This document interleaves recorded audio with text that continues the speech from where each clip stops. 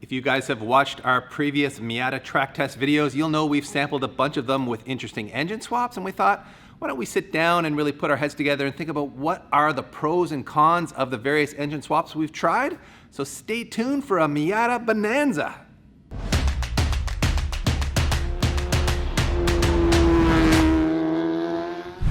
All right, PT, it's time to talk Miatas here for a minute. You didn't drive some of these cars, but you were there filming them. You listened to them. You saw the expression on my face afterwards. Perspective. Yeah, it's kind of a shame, really, that you don't get to drive a lot of these cars because you're too busy taking care of business behind the camera. That's right. But you have driven some of them. Yes. Including our own car, which is a stock-powered 1.8 liter BP. And maybe we'll start off with what we think of a stock-powered Miata. How did you enjoy that car as far as driving it at the track goes? I mean, the chassis is well balanced. Everything's good. The motor, I think, lacks the power. Sure. Let's just be frank about it. It's not fast in a straight line. No, it needs more power. It's a good learner's car. I think so, yeah. In that sense, it's a car that you can jump into, drive, and not really scare yourself if you're just learning to be on the racetrack and whatnot, or even learning how to drive rear-wheel drive. So yes. And we had some of those guys in our car in our Miata Challenge videos that were clearly still learning. Yeah. We had lots of money shifts and spins, and I got hate mail the other day from somebody who was like, you guys need to fix the shifter in that car because these guys are all money shifting. Ooh, money shift. And I didn't even bother replying, but we did fix the shifter. We did fix the shifter. Then it's into the engine mounts. Anyway, yeah. People are rushing their shifts and not used to the car. So I guess that's one of the downsides is the gearbox on that car is not super precise. No. The 6-speed is much better. We can get into that a bit later, but I do think it's a great learner's car because it teaches you about momentum. Yep. Like the car is so underpowered that you have to really learn to maintain momentum through the corners. And that's a really important skill to develop as a racing driver because that'll translate to any car you drive. If you can learn to go fast in a Miata, you will be fast in other cars. So I think it is a great place to start. But when you are ready for more power, there's these paths that you can take. And I would say the most common one is like the turbo Miata thing. I mean, there's eBay kits, there's full-on like flying Miata kits, there's the Boffy racing kits. So you can go anywhere from like the super cheap turbo kits to pretty high-end kits. Like I think the flying Miata kit's like $5,500 US, but it's a complete bolt-on kit. Quinn actually, who's naturally aspirated, built BP engine. We tested his car recently, and I think that was the video we just published, but he's also built a turbo NA Miata. Oh, wow, so an NA chassis, but a turbocharged one of that. So he gave me his thoughts on both the built BP all motor setup versus a turbo BP setup, because he's done both. Well, it's interesting. He actually spent more money building that NA BP than he did on turbocharging I'd expect his that. first-gen Miata. It's not cheap to go ITBs and do all the work he did, the trickery, right? Exactly. He did do a lot of work, although he didn't really touch the bottom end. All he did was like relieve the valve reliefs a bit for how much you cut the heads. Machine the cylinder head. You got to do all that stuff. He did a bit of porting. ITBs, The ITBs were a big ticket item. So when you add up all the costs, he sent me like a breakdown of the costs. That engine build cost him about $66.50 US dollars. Yeah. That is not cheap for an engine build. No. But it did result in 185 wheel horsepower. I think that's on a dyno jet, so maybe that's a bit optimistic compared to the numbers we're used to seeing on like Sasha's dyno. But and it's still a lot of power for a 1.8 liter NA motor, right? And it felt great. I mean, as you saw and heard in that video, and if you haven't seen it yet, go and watch it because that thing sounds amazing with the ITVs. Good. And with the extra 1,000 RPM, it really does add a lot to the driving experience. You know, going from 7,000 to 8,000 RPM just changes everything about the car. It does give it a bit of a Honda feel. Like it kind of reminds me of like a B18. That's how I would describe that power delivery and the sound. You know, it doesn't have that VTEC crossover sound, but it's still got that great noise up top. So it's a pretty special engine. And Quinn did build it to be an experience car. He didn't build it to be like the fastest car in the world because he knows that's not the way to make a fast Miata. He built it for the sound and the experience. And it was a really cool car to drive. I love driving that thing. But it is an expensive path to go down. And he did say for like half the cost, you could build something at like the 160 to 170 wheel horsepower mark. Okay. So he spent a lot of money to get that extra 15 or 20 wheel horsepower. How it goes. So you guys could probably do something similar and get to 160 or 170 for like, I don't know, $3.5 grand. So that does make it seem a little more appealing. Quinn was saying he was Does like, he prefer it though? Does he think it's No, better he- bang for the value, like the driving experience? he said the turbo cars are unquestionably faster. Like his car made 254 wheel horsepower Oh, okay. out of a 1.6. It was a turbo 1.6. Wow. With a 1.8 Okay. it would even be torquier than that, and it was a faster car. But he prefers driving the NA car okay. because of the experience of Right. it. And I mean, you can see how much love he put into the interior of that car. It's Yeah, a pretty yeah. special car to Yeah. him. So I've driven a turbo car as well. Like we did our supercharged versus turbocharged Miata. Yes. And that was Rajan's turbo car that I drove, which made about the same amount of power as Quinn's, around 250 wheel horsepower. And that car was fast. Ergonomically, I didn't fit in it very well, so I struggled with some of the driving in that car, but the power delivery was awesome. But I kind of agree with Quinn. There's to me, I mean, I come from like a Honda background. There's something special about a high revving NA motor. So I think I enjoyed Quinn's NA motor setup more than I enjoyed Rajan's turbo car. I But get Rajan's that. car was faster. Yeah, Like I only did a yeah. 124 in Quinn's car. I did a 121 in Rajan's car. So Yeah. 3 seconds faster. Which is- that's a big difference. Turbo or supercharger, because you drove both. did So drive both. supercharger would be kind of the next quick and easy way to bolt on power onto a Miata motor, right? Yeah, and I think the supercharger kits are a little bit more affordable than the turbo kits, but you're probably still going to be like $5 or $6 grand into it by the time you get all the supporting mods you Sure, need with the rad and all that kind of stuff. ECU, right? All that. So jazz. you know, figure $5-6 grand to do either supercharger or turbocharger setup decently. As you would see in that video where we tested those two cars out, I actually preferred the supercharger car because it delivered its power in a more linear way, which I preferred, and that car was just fit me better. So ergonomically, I was able to drive it more comfortably. So I was able to, I think, extract more of its performance. It was about a second slower than the turbo car, but it was more fun to drive because I was happier in it. It just fit me better. So the power plant doesn't necessarily affect it. In that Yeah, sense. like if the turbo power plant was in that car that I fit in better, I think I would have gone faster in the turbo car, and I might have enjoyed it more too because I wasn't struggling so much with my seating position. Yeah. So I think that kind of covers the NA path with Yep. a BP as well as a turbo or a supercharged Yeah, path forced with a induction BP. onto those. So And after you've exhausted your options with that BP motor, which is a pretty cool motor, I really do like the motor. You get into engine swap land, don't you? So why don't we move on to the Ecotec swap motor, which is that's a weird one. it is a weird one, and we tested Phil's car from Driver Mod. I think his website's drivermod.ca. Yeah. He did an Ecotec swap into his NB Miata that we did a video on, so go check that one out. And that is a bit of an odd swap. I don't think it's that well-known a swap. It's actually done by a shop in the Toronto area called MT Motorsport, Okay. but they have a website called ecotecmiata.ca, I believe it is. And Phil was really drawn to that swap because in theory it should be less expensive than the other engine swap options on the market. So it was partly cost for him, and I think he liked the power per dollar ratio of that Right, swap. right. Very budget. It was budget, and it was advertised as getting him to like around the 200 wheel horsepower mark. In his experience, it doesn't really deliver that kind of power, and he's I'm hesitant too. Like 200 wheel out of that motor. yeah, it's an LE5 motor, Yeah, everyone. It's out of like Cobalts and Yeah. those. But they're naturally aspirated. It's your generic one. It's not like Yes. SS. It's not the or supercharged or turbo it's ones. not the sporty one. Right. So it's an inexpensive motor to buy, and there's lots of them in the wrecking Yeah. yards. And the kit is fairly turnkey. It's relatively easy to drop it in there. He figures that swap can be done for about $6,000 US. Okay. So maybe a little bit more than say turboing your Miata, but it's about the same. Yeah. And he figures you can expect to see about 170 wheel horsepower on average out of that swap. It's not bad. Which isn't bad. Yeah.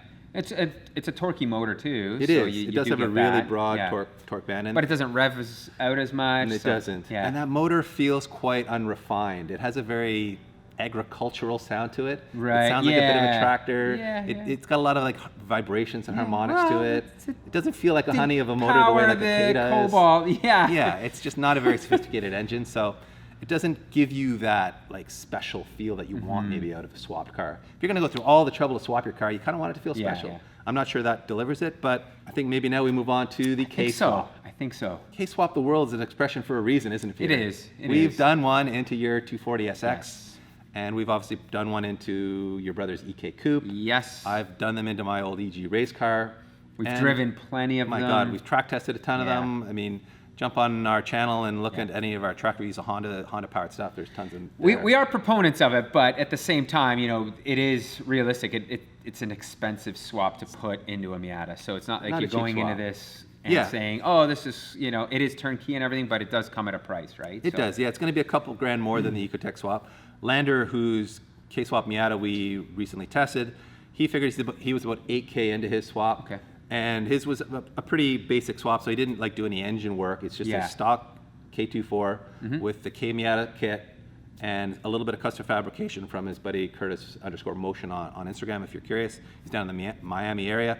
And they kept the stock Miata gearbox. They did, yeah. He kept the 6-speed, which I Yep. really liked in that car. Okay. It worked exceptionally well. I like that 6-speed much more than Because the they do 5-speed. offer the BMW, but I think, I mean, there's an offset in terms of cost and whatnot, but if you're looking for big power, the BMW adapter plate from K Miata is certainly a solution. Right? Exactly. I think, in fact, Lander sent us some notes on it, and he did say that, you know, for guys who are looking to add boost to their Ks, you really have to go to the BMW gearbox or a different gearbox, because the Miata gearboxes are only good to about 300 horsepower. Yeah, I would expect that. The upside to the K-swap is obviously it's a K motor. They make a ton of power. Yeah. Oh my goodness, do they ever. Lander's car, bone stock K24 made 223 at the wheel, just pretty typical of a swapped K24. Yeah. And you can make up to 250 to 260 at the wheel with very minor mods, like just like cams, maybe a small bump of compression, good tuning, throw some race gas in there. And it just feels so good, right? Like I had a chance to drive his car, and it's just such a good right amount of power for that chassis. Isn't it? It's just it like feels it revs, so well balanced. Yeah, it revs well. Like it.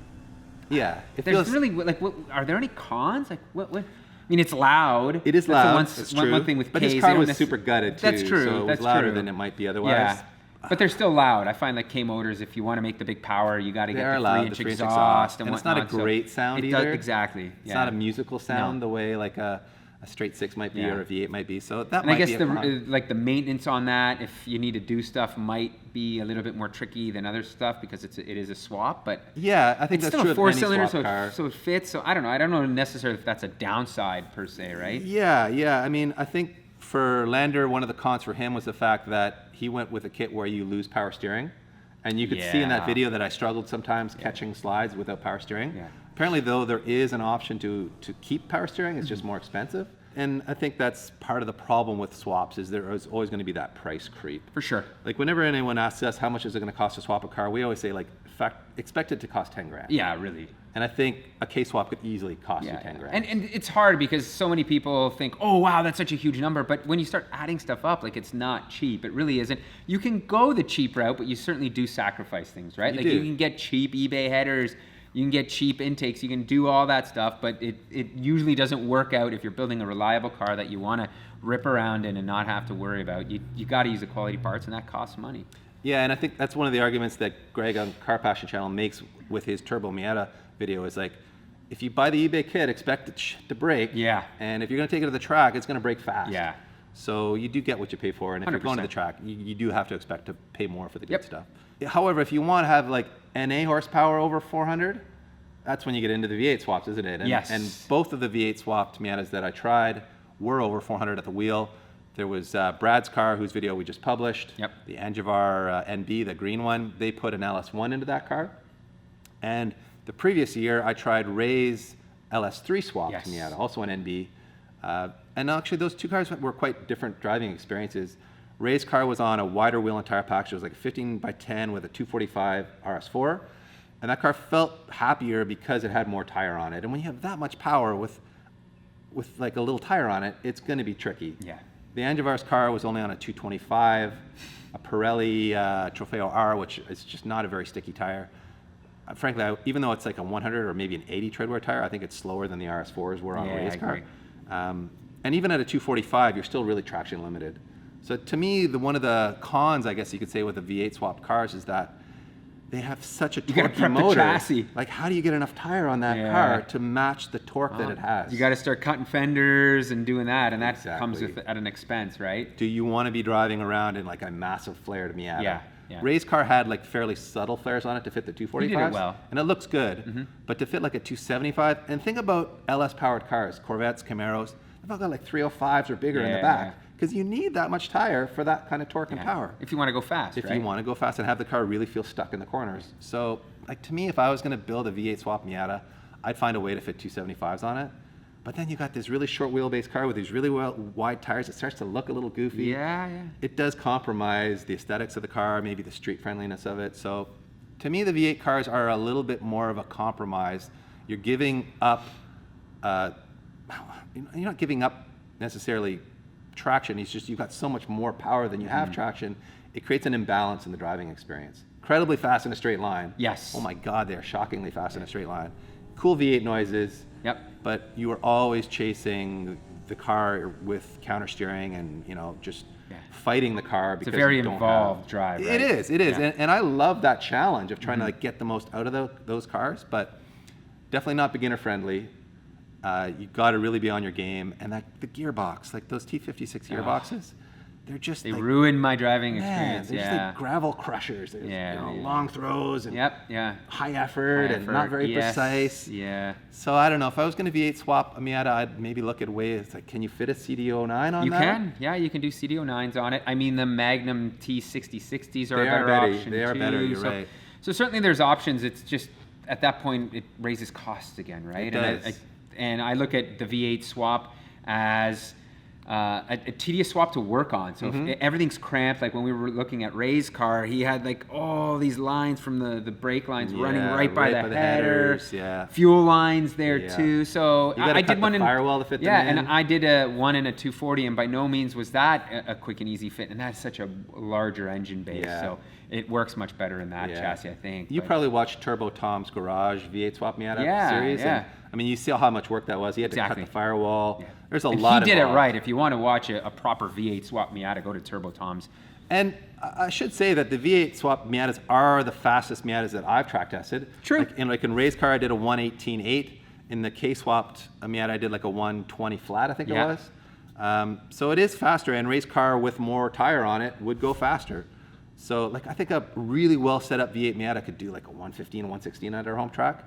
It'd be hard to catch that in a K-swap Miata. Yeah, for sure. Because ultimately power, if you can put it down, is going to make a big difference. So Brad figures 15 grand to do a V8 swap right and have it like track ready. Yeah, I think so. I think that's probably a realistic number.